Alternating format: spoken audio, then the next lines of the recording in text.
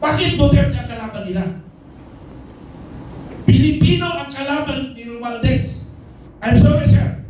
Magkakababayan tayo. I'm from Aro Leyte. Pero hindi ako lumaki doon. Sa Maguindanao ako lumaki. At pinanganak. Kaya panawagan ko, Speaker Romualdez, kung may kahiyan ka, pati pamilya mo, sana makiusap ang iyong pamilya na mag-resign. Pagkakataon pa, sir, na makabawi sa sambayanang Pilipino, gumawa ka ng magandang para sa kalsang Pilipinas. Narito ang mga Pilipino na nakikiusap sa iyo. Sir, nakikiusap po kami, ibigay nyo na lang sa iba. Kasi wala ka ng kredibilidad, pamunuan at speaker mo ang ating Kongreso. Maraming salamat sa lahat ng umating kayo.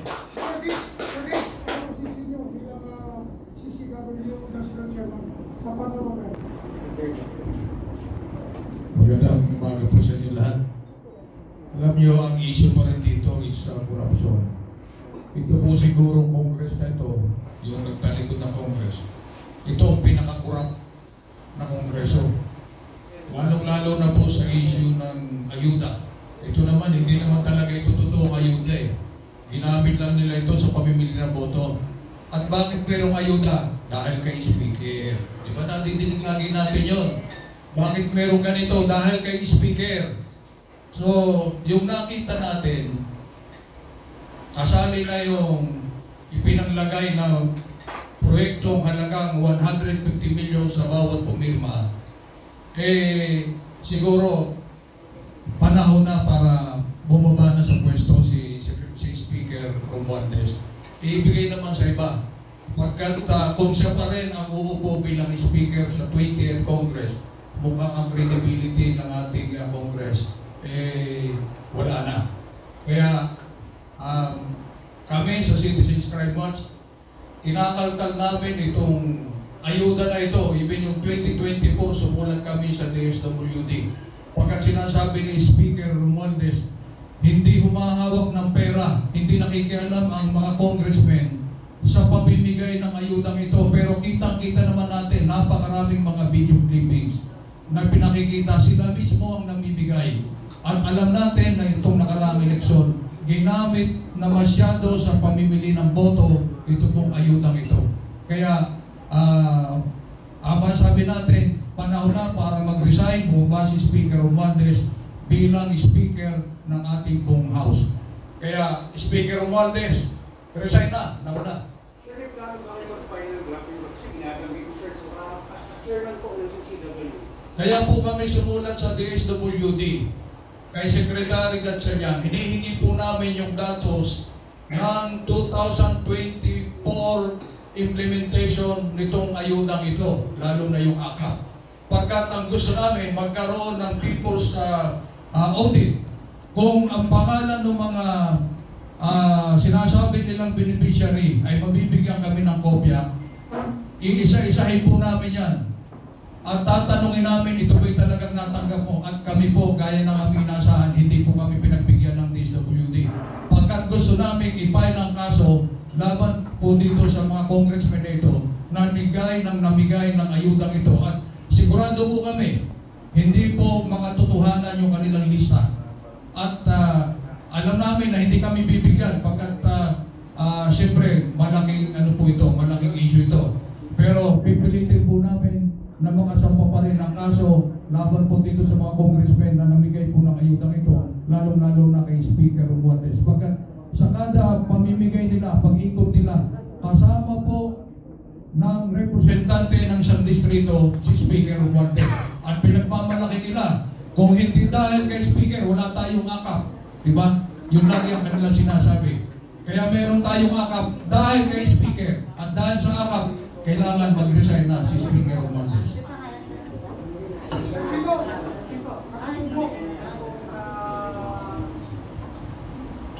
Panawagan niyo po, bakit po?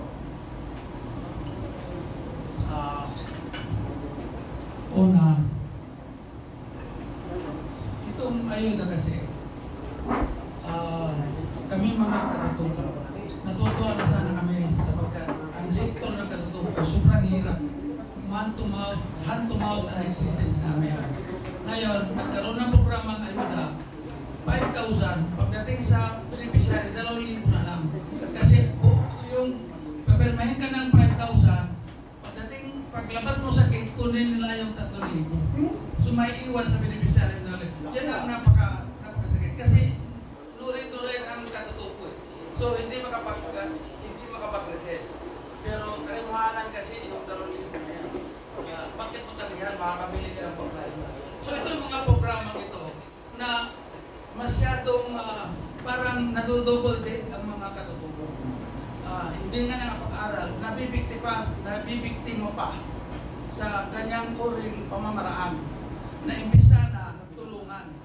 So ito ay napakalaking insult talaga. Sapagkat dito sa ating sa mga nangyayari sa atin ngayon, sa ibang bansa kasi sa Japan, pag nalaman na gumawa ka ng kanyang kasalanan, nakaharakiri na yan eh. So siguro dapat isipin natin yan. Kung hindi, mananatili tayong magulong bansa. Kailangan pag nagkaroon ng bahid ang pangalan ng isang tao na namumuno, mas maganda mag-resign na lang para yung pamilya hindi magsasuffer sa mata ng tao. So, hindi ito isang panawagan ko bilang katutubo at leader ng katutubo. Hindi na ito kailangan patagalin pa sapagkat habang tumatagal, mas lalong i-host ang mga katutubo. Sapagkat kami mismo, ang mga biktima ng mga programang mali, gumagawa ng kalsada, wala namang tao. Imbis na yung pira na kami doon, may bigay na sa katutubo para naman makaramdam ng magandang buhay. Wala eh. So bakit pa? Nandyan ang mga ang mga taong ganyan. So yun ang panawagan ng katutubo. Sa tingin ko, wala nang rason bakit nandiyan pa ang lumalis sa Kongreso. Salamat. Sir Manuel, bakit po kayo sir nandiyan at napalipanawagan pong resign speaker Martin? Bakit mo namin makuha yung reaction na po? Sir Manuel, okay po sir. Una sa lahat, magandang umaga sa inyong lahat. Nahuli ako kasi galing pa po ako ng Davao. Dumating ako kanina mga 4 o'clock kasi natulog pa ako. Medyo late na talaga. Anyway, ganito. Ang concern ko lang is since on the previous administration, I was appointed as DOTR chairman sa Office of Transportation Cooperatives. Ngayon, ang marching order kasi ni President Duterte na ay sinusunod namin iba sa marching order sa pamamalakad ngayon ng dating nakaupong Pangulo. Ngayon, kami doon sa Davao, actually, medyo mahina yung ekonomiya namin doon. When I say mahina, dahil wala kaming mga project or budget masyado doon kasi nga may mga tao na dito sa namumuno sa atin na siyang nagbibigay ng kaayusan ng ating bansang Pilipinas ay may pinapaboran. So ngayon, hindi kami makakilos doon dahil nga with our own resources, at least nandun pa rin yung ekonomiya namin. Pero sa national level, medyo mahina yung dating namin doon sa pera. So ngayon, itong current administration is I do not know kung how related him to the previous Romualdez during Marcos administration. So, alam na natin yung mga pangalan nila. Bakit pa natin i-consider sila na paupuin pa dito sa pwesto na ngayon? Dahil nagka-problema na tayo eh. Isipin mo lahat ng budget ng government agency, kinuha nila, binigay sa mga ayuda-ayuda na yan na wala namang pinupuntahan, wala namang nakikita. Kung hindi, yung mga tao tumatanggap na walang reciprocate ba, hindi ba kung magbigay tayo ng pera kasi, i-train natin sila na hindi lang sila hihingi ng pera, kundi magninegosyo. Pero itong ayuda o AX, mga ano pa dyan, walang kabuluhan. So nagiging tamad yung tao na mga citizen natin na nakatanggap. So, in short, sana mapagkaisahan natin at maging successful tayo sa ating purpose na mawala na sila sa pwesto. Kaya nandito tayo ngayon para sa purpose na ito. I hope magkaisa tayong lahat, mga Pilipino. So, yun lang po. Sir, before ko pagsalitain si Sir Jason at si Sir Manny, pwede pong kuhanan muna namin ng update ko kasi kamakailan lang nag-file po si General Virgil Garcia at ang kanyang team ng kaso sa Ombudsman against Speaker Martin Romualdez. Sir, bigyan po kami ng details. Anong mga kaso po yun? Yung pong complaint na final namin against Speaker Romualdez for falsification of legislative documents. Ito po ay hanggang sa ngayon pending po sa Office ng Ombudsman dahil sa opinion po ng ating kagalang-galang na Ombudsman, kailangan po nang ma-resolve yung constitutionality issue na final ni Attorney Vic Rodriguez at saka ni Congressman Sid Ungab dun sa Supreme Court. So parang 2 years it's a judicial question. Kailangan po nang ma-resolve yung constitutionality bago ituloy yung pagdinig doon sa criminal complaint na final namin, which we did not question anymore. Pero yung pong kaso is kumbaga parang nag-aantay naman po ng resolution ng Supreme Court. Okay. Lalo po yung impression kong itiwala nyo sa Ombudsman kung gagawin ngayon. Sinampay yung process kasi Ombudsman Martinez, papalitan mo eh. Ilang buwan na lang, mawala na siya kayo. Hindi kaya mapasula yung dokumento. Pwede po akong humingi Ay, ng hindi po. excuse mo na po. Yung mga nagtatanong po, pwede po mag-forward naman po para makita naman po kayo. Kasi hindi namin makikita po. Hindi, just a little forward, just 2 steps forward. Tatakpan nila ma'am. Tatakpan. Kahit naman po mabalitan si Ombudsman Martinez, yun naman po kaso nandun pa rin, naka-file pa rin, and it will still be resolved in due course. And we trust that always yung na-appoint na ombudsman natin is with impeccable integrity. Kaya maasahan pa rin natin that in due course, in due time, it will be resolved by the ombudsman. Ay, Sir Manny po. Sir, ano po bang masasabi ninyo? Bakit po gusto po ninyong mag-resign na si Speaker Martin Romualdez? Sir Manny po. Sir Manny. Magandang tanghali po. Ako sang-ayon ako sa panawagan ng aming mga kasamahan doon sa panawagan na dapat bumaba talaga si Martin Romualdez. Sir, bumaba ka na. Dahil sa nakikita ko pati doon sa aming mga kasamahan na talagang halos mali na ginagawa. Pinagsasabog niya tayo mga Pilipino. Tayo pinag-away-away. Nagsusuntukan ng iba, meron tayo ng pakalayan na. Kaya dapat bumaba na siya. Sir, kayo po ay identified na 1980s original Marcos eh. Bakit po nag-withdraw kayo ng support? Wala pa sa parents ko. Hanggang medyo ngayon hindi talaga maganda yung nangyayari, hindi naunod-unod. Pinagsasabong-sabong na. Ngayon ayaw magsalita. Saan na siya? Wala. Dami ng mga comment na wala siyang imig. Saan na siya? Dapat bumaba na siya. Saka maghanap na dapat ng yung nakakataas dapat maghanap ng mabuti na pwedeng iluklok sa posisyon na yun. Na hindi siya bagay doon. Nagkagulo-gulo lang.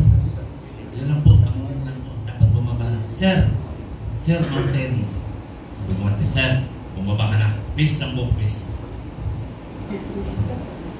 Isa pa ng dahilan kung bakit kami ay nandito para sa panawagan na mag-resign ang ating Speaker, Martin Romualdez. Sa katunayan, meron pong nagaganap na kaguluhan o gera ngayon sa Iran at Israel. Pero tila wala tayong naririnig sa kanila na kung ano ang gagawin nilang rescue o paano nila poproteksyonan ang ating mga bayani sa mga bagong panahon na nakabase sa Iran at sa Israel. Di ba? Dapat unahin nila ang mga problema na yan. At dapat talaga magkaroon tayo ng competent speaker na walang kulay, kundi para sa bayan at mamayan. Dapat po ganun, hindi po laging politika. Dahil lumalangoy na po sa kumunoy ng kahirapan ang ating bansa. Ito po ang tunay na dahilan kung bakit kami naririto ngayon. Noong una, withdrawal of support, ngayon naman ay resign dahil incompetent na rin po ang ating Speaker Martin Romualdez. Ito po ay isang pakiusap at panawagan. Hindi po namin kayo kalaban. Pero ang aming main concern and objectives kung bakit kami nananawagan ay para sa bayan at mamayan. Kawawa na po ang bansang Pilipinas. Hindi lang naman po si Martin Romualdez. Lahat po ng mga incompetent, lahat po ng mga kurangot na politiko, sana step down na po kayo. Paunlarin nyo ang bansang Pilipinas at isipin nyo ang kalagayan ng mga mamayan na naghihirap na po. Maraming salamat po. Good morning mga sir. Kami po sana yung tanong dyan sa labas. Ito lang po ang katanungan ko. Paano po itong mga pinanawagan natin na ipaparesign, subalit sa tagal na po natin panawagan, hindi pa rin umaksyon. Nagbingi-bingihan, nagpapakapal ng mukha, so pagagnawang sa Bisaya. So, sir, anong mix-up bang natin? At paano din natin sila,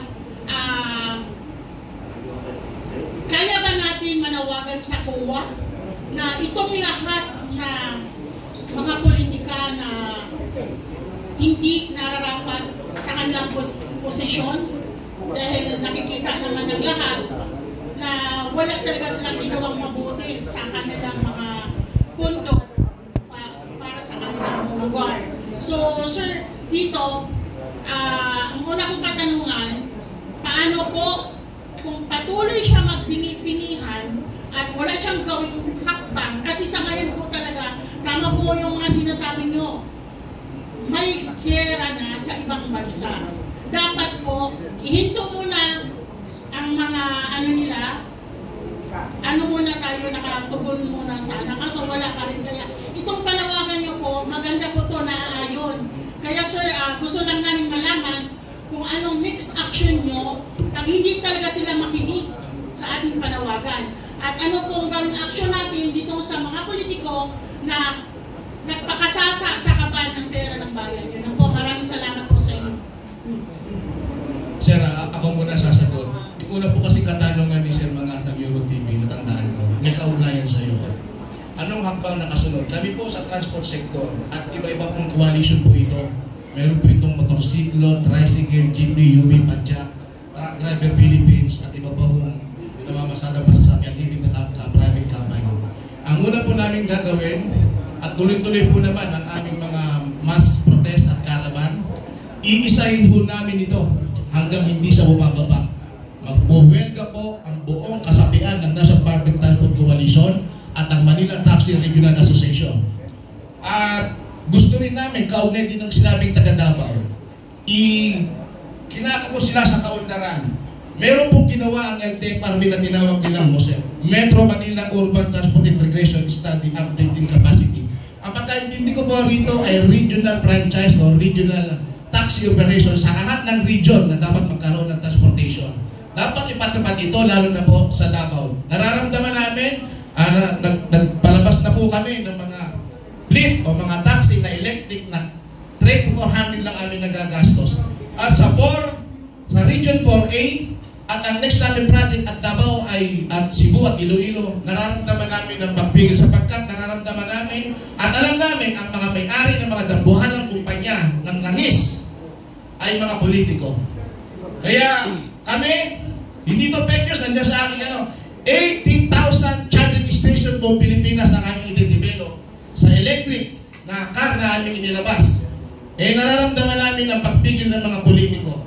So, ito po ay malinaw na mayroong control o may kumpas ni Speaker Romualdez at ang mga spare parts na ito. At ito po, katetes lang na mga kasamahan ko, handa ho kami tumugon hanggang hindi po siya bumababa. Sunod-sunod na protesta ng iba't uri ng panlupang sasakyan. At meron din kaming mga kaalyansa sa air, land, sea at rail. Yan po ang aming gagawin. Sir, Jason po, sir. Dagdag ko lang po, kami po dito ngayon nag-iipon. Ipinipresenta po namin sa inyo sa taong bayan kung ano po yung totoong sitwasyon ng bansa natin. Ngayon, tungkol po dun sa tanong kung ano yung gagawin. Unang-una po, meron pong yan pong mga representante natin sa Kongreso, meron pong mga Kongreso ng districts yan. Yung pong mismong taong bayan can initiate sa level po nila, sa Kongreso, sa distrito po nila, pwede po nilang simulan. Kami po, susuportahan namin. Kami po ay nandito para bubuksan ang inyong mga mata at ang inyong pagtunawa. Hindi po namin ito magagawa na kami-kami lang.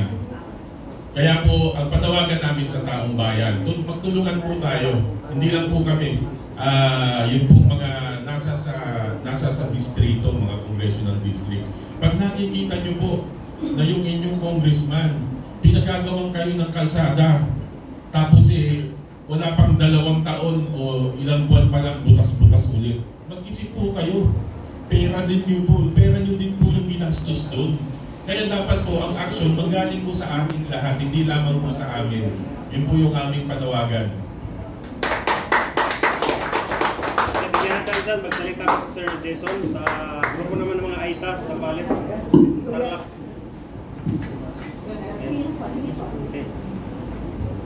Okay po, magandang tanghali po sa ating lahat, mga kapatid po natin Muslim at ito po man dito. So, ang masasabi ko lang po, tama lang po siguro na mag-resign na po ang ating mahal na speaker dahil nga po sa kanina po narinig ko po, marami na po hindi angkop sa gawain bilang isang speaker, lalong-lalo na po tulad namin mga IP na hindi inaabutan ng tulad ng ayuda. Yun pala ang ayuda ay lalo palang nakapagdududa kung papansinin natin dahil nga po sa hindi pala ito dapat ayuda. Kaya masasabi ko lang po siguro, so dito sa ngayon, ako pinagpapasalamat na kung ito ay matupad na mag-resign na itong ating mahal na speaker dahil mapapalitan na rin ang bansang Pilipinas ng tunay na pagbabago na tayo magkakaisa na bawat Pilipino. Maraming salamat po.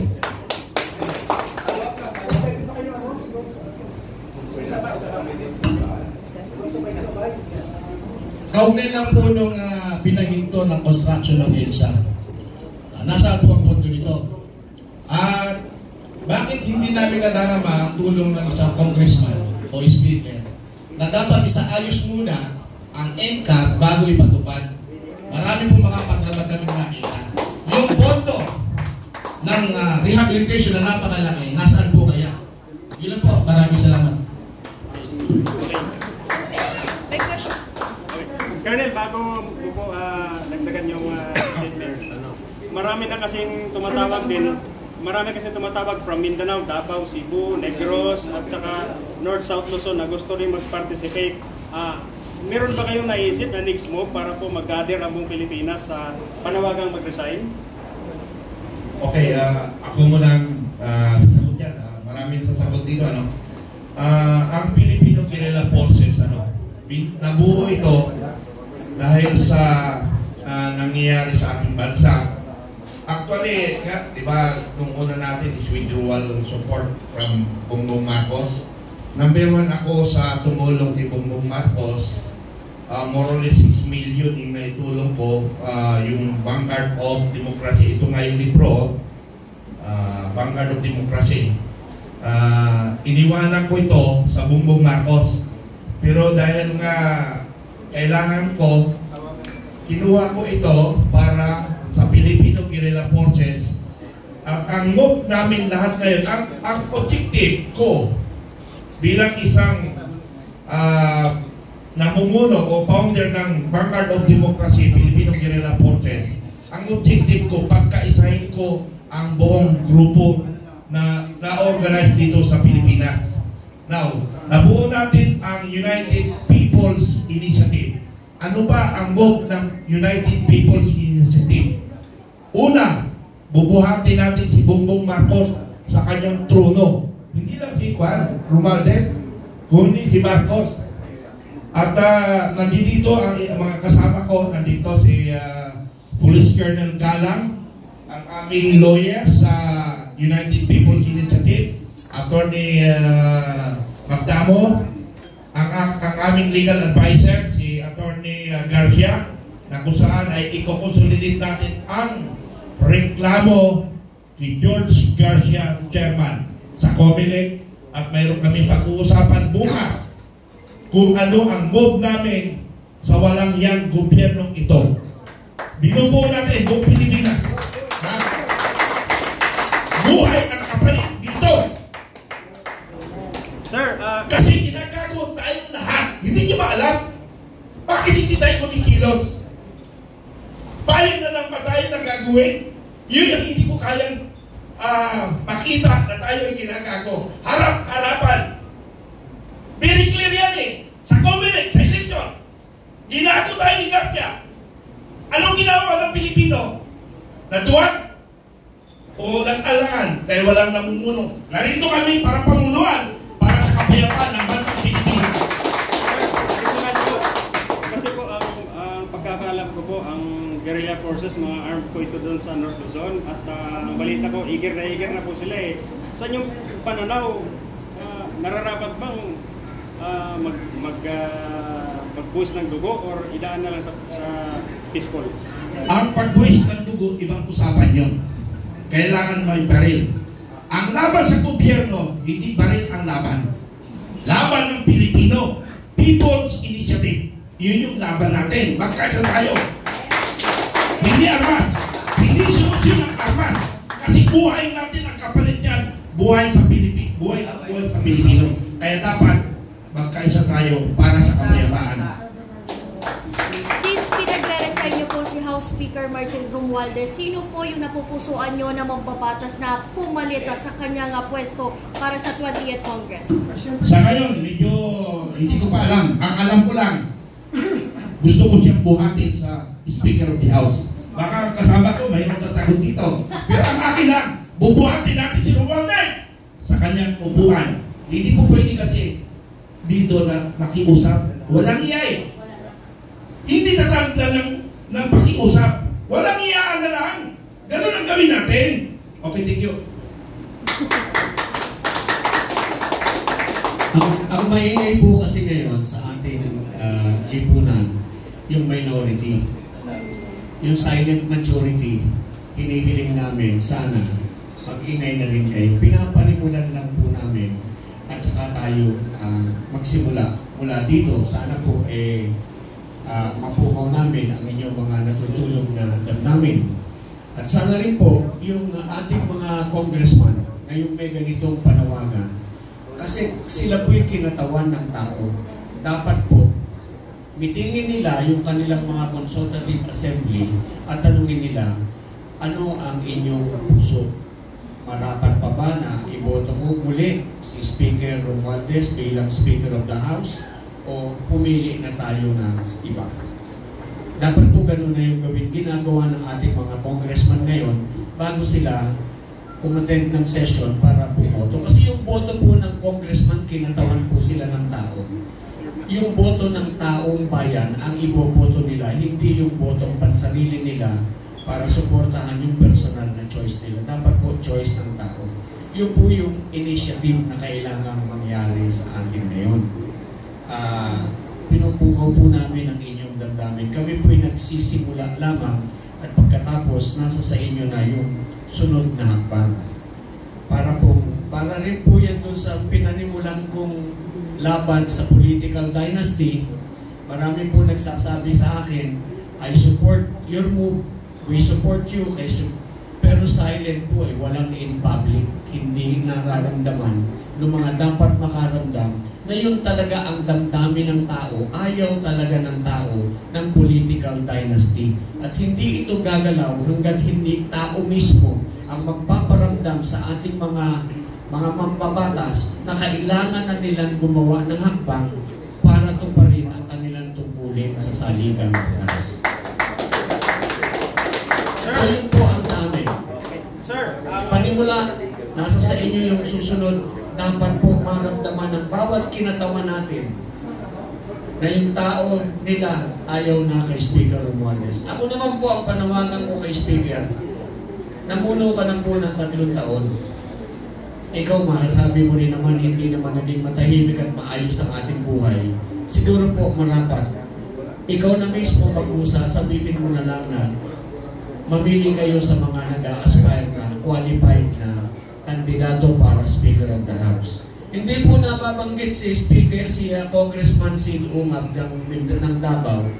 Siguro po pwedeng isali nila sa contest si Congressman Sid Umab. Maraming salamat po. Sir, ang pinakamatulog kasi ngayon na ang pinaka-latest na maglalabanan si Speaker Romualdez, si Congressman Barba at saka si Congressman Al P. Benitez ng Negros, Bacolod yata. So, sino pong kung wala ng choice, sino pong pinaka-less evil? Benitez na tayo. Benitez na tayo. Benitez. Ako po, kay Sid Umab pa rin ako. Thank you.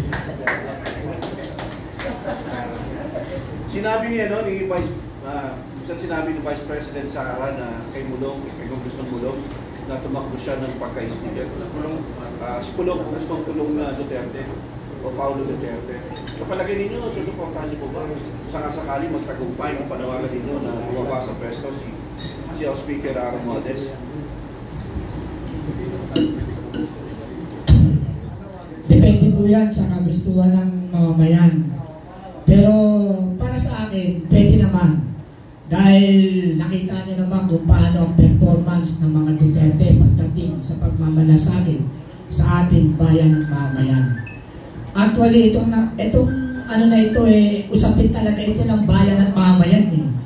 Ang politika dapat isang tabi muna natin eh. Ang ilagay natin sa isip natin, itong mga politiko na to, idalal natin ito para paunlarin ang ating bansa at bigyan ng magandang uri o antas ng pamumuhay ang bawat mamamayan. Pero baliktad po ang nangyayari. Sila pa ang nagiging ugat ng ating kahirapan.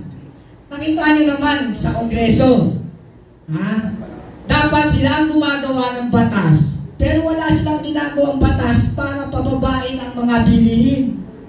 Walang mga mambabatas o hindi natin malaman na tatalo lang siguro yung iba dahil outnumber. Dahil merong umaayon sa ng batas pero hindi naman patupad dahil nga outnumber sila. Katulad ng tungkol sa kuryente, tubig, sobrang ang taas niyan. Hindi napapansin ng iba. Pero ako po, nakamonitor ako sa tubig eh. Dahil kung papansinin naman tubig ngayon, 180 na ang minimum. Isipin nyo yun, bigla-bigla yun. From 120, ngayon 180 na. Without public consultation, without public announcement kung bakit nagtataas. Tuloy-tuloy yan. Tapos yung maintenance, ito para malaman ng lahat kung bakit kami nananawagan. Kasi kapag ang speaker natin sa Kongreso ay makatao, maka-Diyos, makabayan, sigurado, pagmamalasakit ang unang-unang objectives niya. Kaya lang, dahil nga kurakot, walang pagmamahal sa bayan, hindi, saan kayo nakakita ng mga politiko na dumadaing na hirap na sila sa buhay? Wala. Halos lahat nagsasarap ng buhay. Pero yung iba, hindi naman lahat dyan dahil meron dyan talagang gumaganap sa kanilang mga mandato. Marami naman, pero na-outnumber lang dahil mas marami ang buhaboy. Buhaboy, buhaya sa kapal ng balat, baboy kung lumamon. Ganyan po ang aking pagkakakilala sa mga super kuragon. Kaya kami, ito po ay hindi na usapin namin lang eh. Kailangan na po ng buong mamamayan. Itong nararanasan natin, hindi lang kami. Lahat po tayo, buong mamamayan ng Pilipinas nakakaranas ng sobrang kahirapan dahil ang mga namumuno ay incompetent leader. Mga walang pagmamahal sa bayan. Napag-iiwanan na po tayo. Nakakawa. Nakakawa po ang Pilipinas. Dati tayo nire-respeto ako bilang isang OFW. Nung unang sampa ko sa ibang bansa, nire-respeto tayo. Hinahangaan. Bilib na bilib sila sa mga Pilipino. Ngayon, sinusuka na rin. Inaapi. Minamaltrato. Yan po, ako OFW leader advocates. Kaya ako sumasama rito dahil nakikita ko ang kanilang mga concern at objectives para sa bayan. Sana naman po, kayong mga politiko, kung ilan-ilan sa inyong matino, hikayatin nyo nang maging matino ang lahat para magsama-sama kayong paunlarin ang ating bansa at mamayan. Tama na po ang pamumulitika. Ang Iran at Israel naggegera na. Aabot sa atin yan. Pag umabot sa atin yan, paano? Ano ba ang gagawin nila? Meron ba tayong nakita na programa nila para i-rescue ang ating mga bayani sa makabagong panahon sa iba't ibang sulok ng bansa? Lalo na sa Israel at Iran. Kaya sana naman, hindi lang si Martin Romualdez ang usapin na ito. Bumaba ka na, step down. Ibigay mo na sa karapat-dapat para matulungan ang ating bansa at mamamayan. Paano na po ako na sa tanong pa? Ang trabaho ng Congress ay trabaho din ng Senate. Bakit po si House Speaker ba't hindi kasama si Scudero? Kung pareho lang naman sila ng trabaho. Eh kasi, di ba, nagsisimula muna sa Kongreso bago umakyat sa Senado. Nagsisimula sa Kongreso ang lahat, iaakyat sa Senate. Dapat sa Kongreso pa lang, maganda na ang batas bago umakyat sa Senado. Kaya, ang priority muna, yung mula sa baba, paakyat. Kung maaari nga, lahat ng mga kurakot, alisin na eh. Dapat yan, alisin na. Para naman magkaroon ng kaunlaran ng ating bansa. Puro pamumulitika, tignan nyo, nagkaagulo sila sa impeachment. Di ba? Ano ba ang impeachment na yan? Ipagpalagay natin na impeach si Pipi Sara. Ano mapapala ng mga mamayang Pilipino sa impeachment? Sige nga po, matanong ko kayo lahat, politiko o hindi politiko. Ang tanong, pag na-impeach si Pipi Sara Duterte, ano ang benefits ng mga mamayang Pilipino? Wala! Di ba? Kaya dapat, mula sa baba, magkaroon ng pagbabago, palitan, hanggang paakyat, hanggang pagdating sa Pangulo. Dahil yan ang isang ugat ng problema natin ngayon. Incompetent leader. Bumaba na kayong lahat ng mga incompetent leader.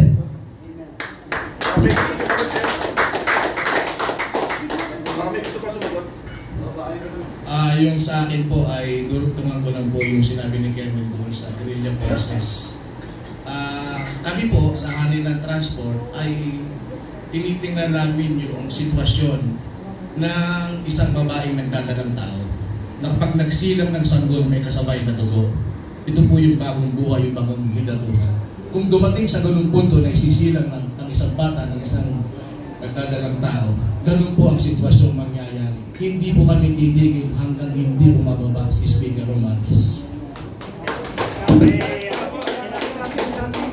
Colonel Letranco, Attorney Jonathan. Okay. Sir, ulitin ko po yung tanong kanina sa inyo po, sa inyo dyan sa gitna. Ulitin ko po yung tanong, sino ba ang napipisil nyo na karapat-dapat ngayon sa tatlong naglalabanan? Ideally, dapat nakabalance. Kung ang president ay nasa north, yung mga nasa baba ay sana sa ibang lugar, Visayas or Mindanao. Sa tanong nyo kanina ay yung mga choices na binigay ninyong speaker, yung isa ay Ilonggo or yung isa ay Mindanao. Ideally, i-balance. Pero mas maganda ganito na. Kasi ang sama na one of the worst speakers ever itong side story lang nung ako ay nag-aral po sa UP College of Law, 5 ang naging kaklase ko na kilala, no? Yung isa si Bianca Quintano, si Jesus Cordero, si Coco Pimentel, at saka si Kiko Pangilinan. Ito, classmate ko to. Sa limang yan, ito lang ang hindi ko kasundo. Doon pa lang na, kasi 1980 na yan pumasok sa UP College of Law. At that time, wala na siyang ibang bukang bibig. At that time yung, di ba, very eloquent siya magsalita, no? Pero pagka yung topic na pupunta kay Cory, si Cory ang president at that time, parang dragon na umapoy yung bunganga niya. Tapos na yun naman, pagka nagsasalita siya, very articulate siya. Pero pagdating sa ayuda, kunyari may mga tao mamimigay ng ayuda, paano siya magsalita? Nagkakaintindihan na eh. Okay, may pera, may bibidara. Kaya mapapansin nyo, money talks eh. Money talks eh. Nagkakaunawa na, kahit buwan nagkakaunawa na eh. Pera-pera na ito eh.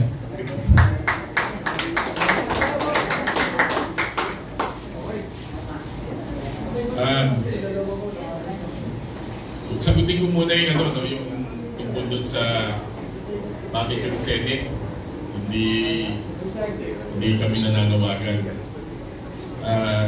Iba-ibang grupo to. So iba-ibang position yan. Pero sa amin kasi, sa akin personally, I'm talking personally, ipinasa kasi sa Senado yung trabaho eh. Ipinasa yung obligasyon ngayon ng Senado na mag-react. Legally and constitutionally, trabaho nila yun. Kung walang umakyat sa Senado, walang mangyayaring impeachment. Inakyat na sa Senado eh. Actually sa House nga sabi nila impeach na. Ngayon, nakita naman natin yung muling mga actions ng 19th Congress, especially the Senate, kung paano nila hinandle yung impeachment complaint against VP Sara Duterte. Sa akin, nakikita ko na binabalansin nila. Although alam natin, meron tayong nakikita na meron mga... Kasi ulit-ulitin natin, impeachment is a political exercise. Hindi yan secondary na lang yung mga legal dyan. Political exercise yan. Pero, sa ngayon, nakikita natin na at least dito sa natapos na 19th Congress, binalanse yung kanilang action, which is kasi nga they are constitutionally mandated to perform their duties as the Senate acting as an impeachment court. Yun yung namin, yun yung pananaw ko dyan. Now, tungkol dun sa speakership, kahit siguro magsisigaw kami dito maghapon magdamag, at the end of the day, ang magdidesisyon, sila din dun sa House of Representatives. Kaya ngayon, tama yung sinasabi kanina ni Attorney General Garcia, sir, ang initiative dapat manggaling dun sa mga congressional districts. Yung mga tao dapat gumalaw. Bulabugin nyo yung inyong mga congressman. Kalampagin nyo sila, oy, ayaw na namin dyan. Huwag ka magsiksik dyan. Pakinggan mo kami. Dapat ganun ang magiging action na ngayon. Kasi kahit anong sigaw namin dito, at the end of the day, sila mag-uusap doon. Kaya kailangan ang pagkilos manggaling doon sa congressional districts. Yung pong mga butante, yung pong mga butante nitong mga congressman na to, ng mga representante na to, sila po ang bulabugin ng kanilang mga butante, ng kanilang electorate, para po malaman nila ng mga congressman na ito kung ano yung totoong saloobin ng kanyang mga butante at ng bayan. Okay. Ang tanong kanina ay sino ang pwedeng pumalit sa walang iyang speaker. Siguro mayroon pang natitirang mabubuti sa Congress. Siguro hindi kaya kayo nilaki ng siguro kasi nga parang nawawalan ako ng tiwala sa nangyayari sa ating bansa.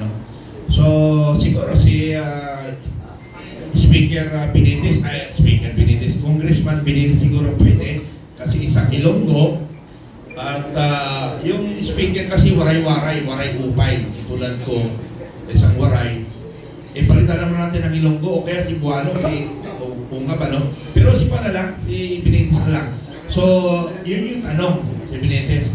Now sa ibang sitwasyon mahirap na Alam nyo, sabi nga kanina, magdamag, maghapon, hindi tayo maubusan ng issue. Pero yung issue na yan, paulit-ulit yan sa social media. Sa social media.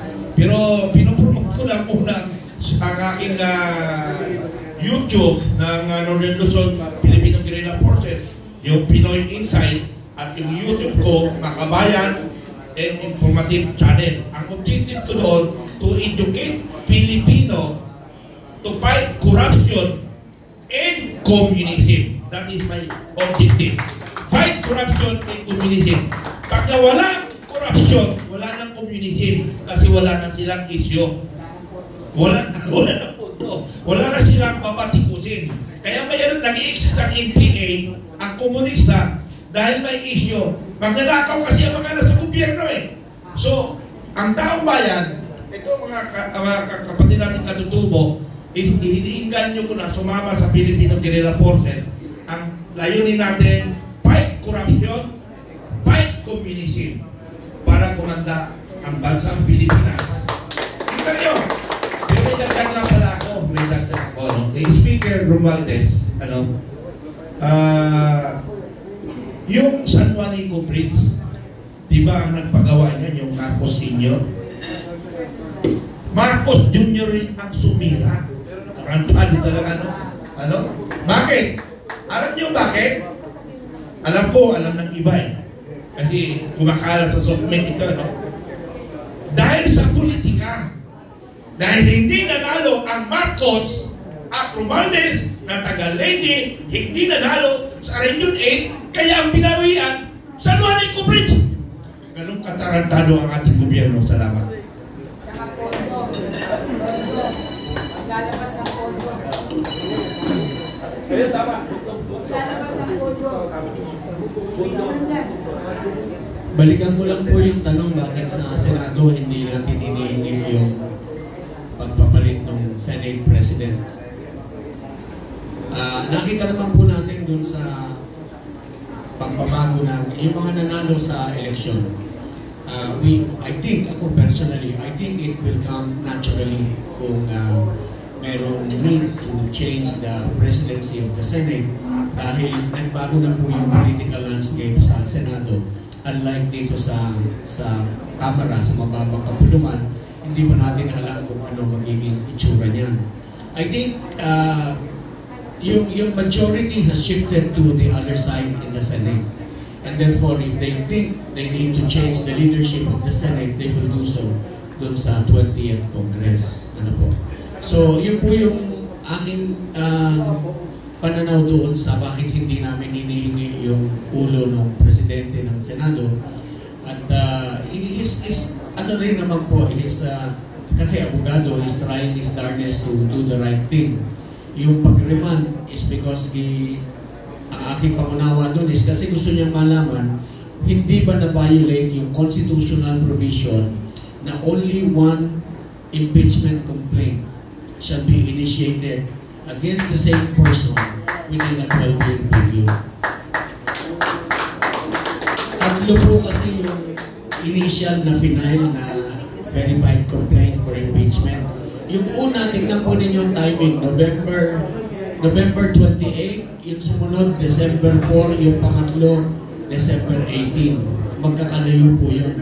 Pero ang sabi ng rules, House Rules on Impeachment, when the Secretary General receives a verified complaint for impeachment, he shall immediately refer the matter to the Speaker of the House, who will calendar the verified complaint within 10 session day.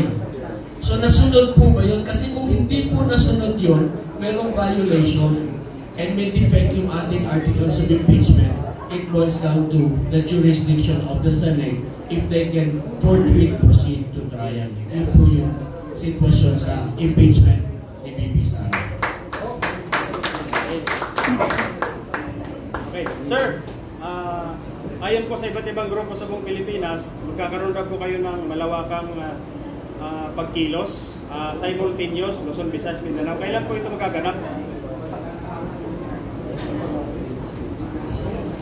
Kami po, yung grupo po namin sa Davao ay nag-organisa ng National Public Transport Coalition, baka nyo na kami kasabihan. Ngayon si Ariel ay nasa Cebu at yung aking personal assistant ng Manila Taxi Regional Association sa Region 6 nag-organisa po kami.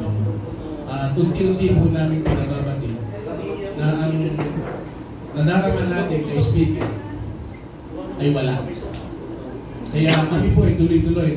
Ako mismo kasalukuyan sa Region 4A sa Cavite area, nagsisimula na po kami. The Multi-Cab Association and the Minibus Association ay sinasangkap na namin ngayon.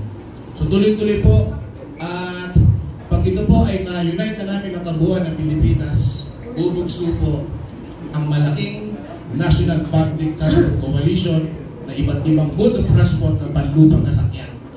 At ito po ang aming ginagawa. Yung amin naman din po mga kasamang professional, abogado na nakikipag-alyansa na rin po sa basin, ito pong mga magdaraga, mga kapitan ng barko, at mga empleyado po ng air, katulad ng aming kasamahan sa Philippine Airlines. So ngayon po, ini-unite po namin ang apat na transport, rail, land, sea, at air. So yun po ang aming kasabuyan ginagawa sa aming National Public Transport Coalition.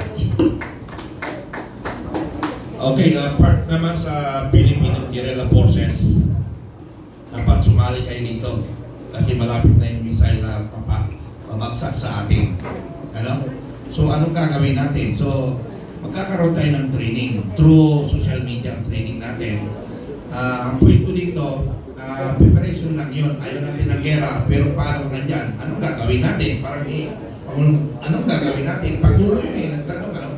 So, ang Filipino Guerrilla Forces, ang objective namin, ipag-unite ang lahat ng organisasyon sa Pilipinas under United People's Initiative. Isa ako sa Pilipino na pinagkakaisa ko. Ang grupo kasi ng Filipino Guerrilla Forces, nationwide ito, nationwide. Mayroon pa tayong international, mga commanders. Kung mapapanood nyo yung YouTube ko, marami na kaming commanders sa ibang bansa. At sa buong Pilipinas, from national down to sitio ang aming organization. Sitio commander, barangay commander, municipal commander, regional commander, and area commander. So nakapattern ang aking organization sa struktura ng DILG at saka ng Armed Forces.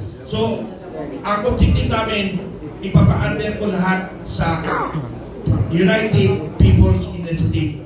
Ang purpose nito ay para sa ating bansa. Kasi nga, nakakasawa na kasi yung korupsyon.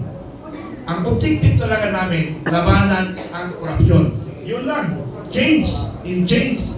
Now, kung politika, atras mo na ako, pero kung ang politician magkaroon ng MOA na fight corruption, sasali ang Filipino Guerrilla Forces. Pero pag walang fight corruption, we will never support the political person kung sino man yung pan. Hindi namin susuportan. Basta wala siyang objective na fight corruption. So, ulitin ko, pinagkakaisa natin lahat ng organisasyon kung talaga ang layunin natin, sa kabutihan ng Pilipinas, bakit pa tayo maghihiwalay-hiwalay? Iisa na lang tayo para sa isang direksyon. Ang Filipino Guerrilla Forces ay nagpa-under ng United People's Initiative. Ang MNLF under Norman Suarez ay affiliated sa amin. Ang KBL ay affiliated sa Filipino Guerrilla Forces. 8 malalaking organisasyon affiliated sa Filipino Guerrilla Forces. Pero yung KBL hindi bagong kilusan ng lipunan. Hindi yun. Bagong kilusan ng leader ng Pilipinas under kay Rodel Tupaya. Sa kasama ko dati sa Marcos supporter. So, ulitin ko, mayroon kaming pagkilos bukas regarding sa United People's Initiative. Kami rin magkakasama. Pag-uusapan namin ano ang kilos namin laban sa gobyerno sa pagbabago. Then, July 7, lahat kami ay pupunta sa Supreme Court na naka-uniforme lahat ng mga members ng mga dating men in uniform personnel. Okay, thank you. May Sir Jex po sa Citizens Tribal. Sir Jex, previously nagpayagan ng kasong grab, di ba, against Speaker Romualdez? Well, sa paglilinaw. Citizens Tribal po, i-maintain po namin yung struktura namin, yung aming paninindigan laban po sa korupsyon. Kami po ay nare-recognize as Citizens Watchdog. So pagpapatuloy po namin yung aming pagkipaglaban sa korupsyon. Pagkatisa po ito sa dahilan kung bakit po tayo mga Pilipino ay naghihirap. At wala po kami pakialam kung anong partido o anong grupo kayo, basta kayo ay naungrap, kayo ay nagnanakaw sa gobyerno, eh kalaban namin kayo. Kaya yung ipinal po ng kaso laban kay Speaker Martin Romualdez, isa po ang Citizens Crime Watch sa nagreklamo. Ako po ay isa sa complainant, kasama namin si General Garcia. At kung ang pag-uusapan po ay korupsyon, yung kanila pong akusasyon kay BP Sara ay nasa 125 billion lamang.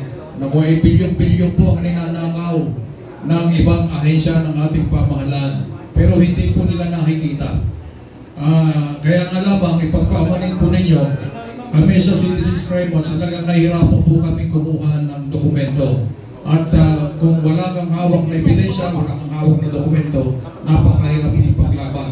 At sa ombudsman, hindi rin po tatanggapin o hindi po rin po prosper kung wala kang dokumento. Although, marami na po kaming naisampang kaso. In fact, kanina nasa ombudsman po ako. Yung amin po isinampang kaso laban sa isang alkalde ng Batangas. Akala nila dahil lang sa politika, ito po'y tuloy-tuloy. At even yung congressman ng Quezon, at tingnan nyo yung pinakita sa video na dapat matatanggap naman talaga ay 5,000. Anong pamumulang ginagawa sa mga mamamayan? Yung ikan 3,000 na pagkasundan namin mag-asawa, pagkat yung kanyang asawa ay congresswoman din. Dadagdagan niga namin natin 1,000. Kaya magiging 5,000 po yung aming ibibigay. O tingnan ninyo na, congressman siya po namibigay ng ayuda at bubulahin pa yung mga tao. Yung iba naman, yung nasabi ng ating kasamahan sa IP, talagang niloloko po yung ating mga kababayan na dapat ang matatanggap ay 5,000, pipirma lang sa payroll ng 5,000 sa voucher, pero yung kanilang natanggap talaga ay kulang na kulang at may malaking bawas. So malaki po problema. Itong nangyayari sa ating korupsyon na isa po sa ugat ng kahirapan. Ang kalaban natin talaga ay kahirapan, pero bakit tayo naghihirap? Pagkat sila po ay patuloy na nangungurap. So hinihiling po namin sa ating mga kababayan, sa inyo po sa local government unit, sa inyong lugar, kapag mayroon pong pagnanakaw, pagtulong-tulungan po natin. At kahit ang Citizens Crime Watch ang complainant, hindi na po kayo. Bigyan nyo lamang kami ng suporta sa pamagitan ng pagkuha ng mga ebidensya sa inyong pong lugar. Sir, parting words po mula sa Davao kay Chairman Emmanuel Bertosio. Salamat, kaibigan Bernard. Sirs, ituloy nyo lang niya pakiglaban ninyo, pati yung impeachment na sinampa ninyo, suportado namin kayo doon sa Mindanao. Anyway, may kwento lang ako. Si Speaker Romualdez kasi, lahat ng ginagawa niya may bayad. Lalo-lalo na yung mga pirma-pirma. May bayad yun. Hindi lang maliit na kwarta, kundi malaking kwarta, thousands of million. Yung impeachment kay Sara, may bayad yun, malaki. Siguro alam niyo na kung magkano ang isang congressman. Ngayon, ikwento ko, ito kasing impeachment kay BP Sara, yung 125 million, trap yun eh. Kasi ang gobyerno kasi, we are not talking of the figure. We are talking of the policy na nagkakamali ka. Isipin mo, yung 125 million na binigay nila kay Inday Sara, masyadong masikip na para gastusin. That was issued by, I think, last quarter of last quarter of a year. Now, 125 million, paano mo gastusin yan? Kasi kung hindi mo gastusin yan within the year end, may ibabalik yan sa treasury. So magaling yung trap nila na ginawa nila. Kasi 11 days lang nagastos ni Inday Sara yung 125 million. Of course, ang ginawa naman ni BP Sara is gidistribute niya into their mga tao, no? Ang 125 million. So yun ang ano nila, yun ang i-issue nila kay Inday Sara na 125 million. Maliit na bagay. Pero sa totoo lang, may violation daw.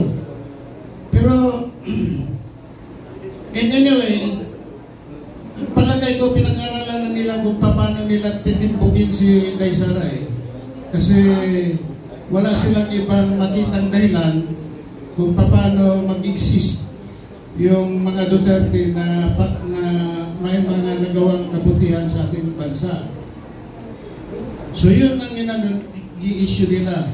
Hindi nila tinitingnan yung billion, trillion na gastos nila personal. Lalo na ito si Martin Romualdez na kung gumastos parang sa kanyang pera at hindi siya marunong mabusog. Actually, he is a minor already. May ukada pa siya. Marami siyang negosyo. So, yung pamimigay niya ng bawat congressman na 200 plus at 150 million, that is trillion. Billions yan. So, hindi basta-basta pera ang winaldas nila. So, ngayon, ang mga kasamahan ko dito, nagsabi sila na may impeachment, may sinampa na sila sa Supreme Court at saka yung mga guerrilla forces nila. Handang-handa ho kami doon sa Davao. Isang kurot lang yan, sir. Isang kurot nyo lang. Susuporta kami sa inyo. Si Normis Wang, nag-usap kami, that was 6 months ago. Masama rin loob niya kasi actually, itong current administration, wala na eh. Patay na yung political career niya. Patay na kasi hindi siya nanalo ng pagka-vice president. Natalo siya ni Leni. So patay na talaga.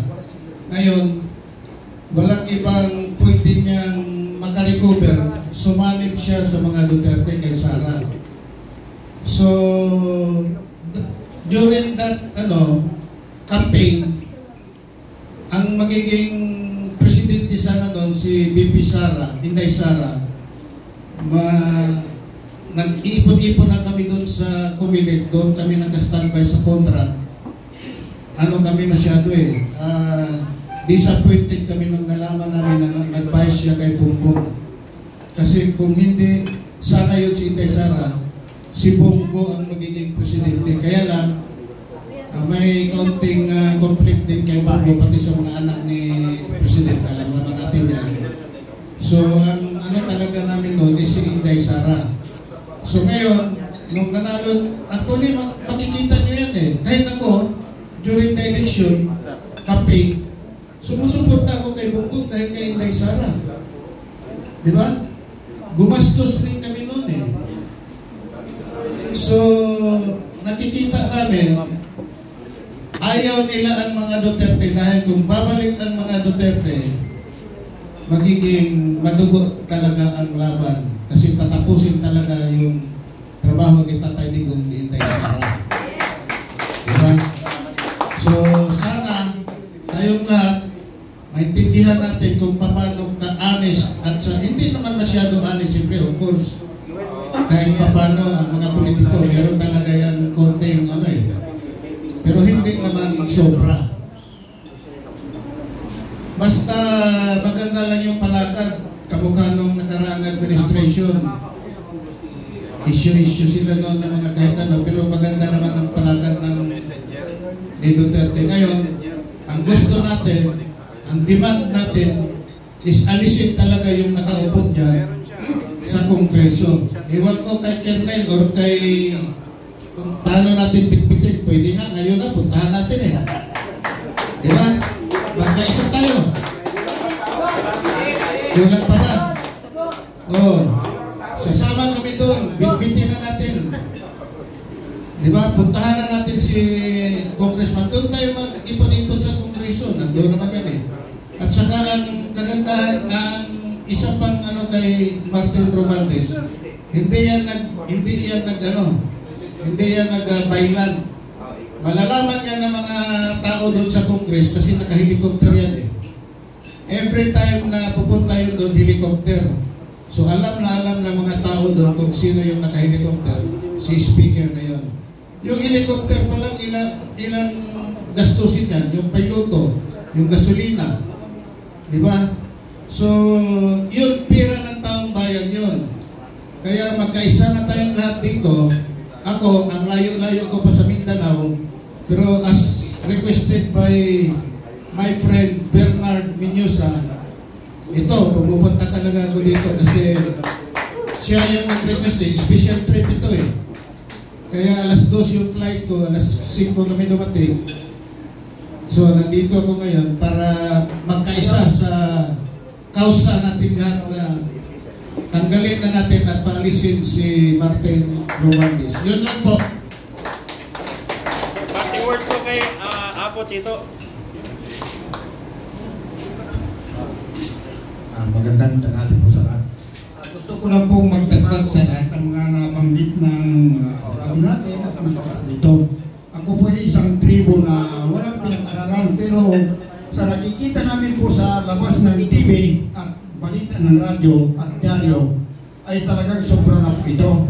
Kung ako pong tatanungin, sa dami ng problema natin, kung hindi pa natin ito, kumbaga ibulsa, at parulusundin pa natin ito, ay yung mga susunod pang apo natin pare-pareho, hindi na natin alam kung saan pupulutin. Dahil ang politika, sigurado nandyan ang gulo. Lalong-lalo na po sa putulan, hanggang sa buong Sambales. Pag hindi ka read na ID, hindi ka katanggap-tanggap sa ospital, ganun ka hindi sa Sambales. Hindi lang putulan yan. Pati ang ayuda, actually sa mga citizen kagaya namin, pag sinabing ayuda, pasinsama yung 2,000. Pero yung 3,000 nandun sa DSW na inaiwan, hindi ko alam kung sino kumuha. Pero pipirmahan mo 5,000 doon sa Putsel. Yung ganun po katindi sa Aita, kami ang biktima niyan, lahat ng maliliit na tao. Kaya yung lahat ng sinasabi natin dito malaki. Sa buong bansa po ito yung sinasabi ng mga abogado natin, mga koronel. Pero kaming maliliit na Aita, masasabi na kaming minamaliit. Actually, pati lupain ng mga ninuno ng Aita dahil sa politiko kinukuha. Yan po, hindi lang simple ito. Ginagamit nila yung pagka-religion nila para sakupin yung ancestral domain namin. Kaya gusto ko man sanang tagdagan ito dahil siyempre naubusan na tayo ng oras. Saka na lang po sigurong kung gusto nyo pang mapalamanan yung ancestral domain, tanungin nyo na lang po ako siguro sa labas para hindi tayo nakakapalan ng marami. Basta kami sa Aita, suportado kami doon sa gusto natin mangyari sa buong Pilipinas. Maraming salamat po.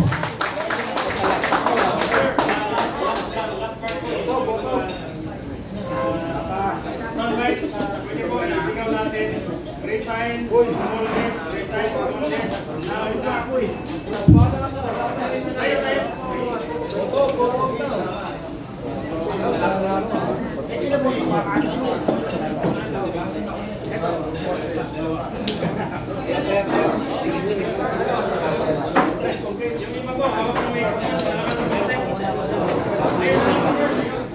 Huwag na.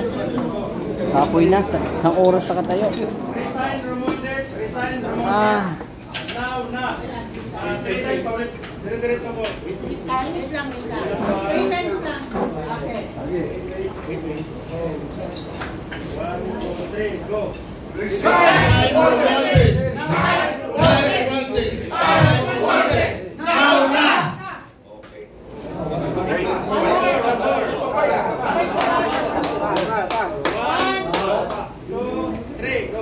Resign Romualdez! Resign Romualdez! Resign Romualdez!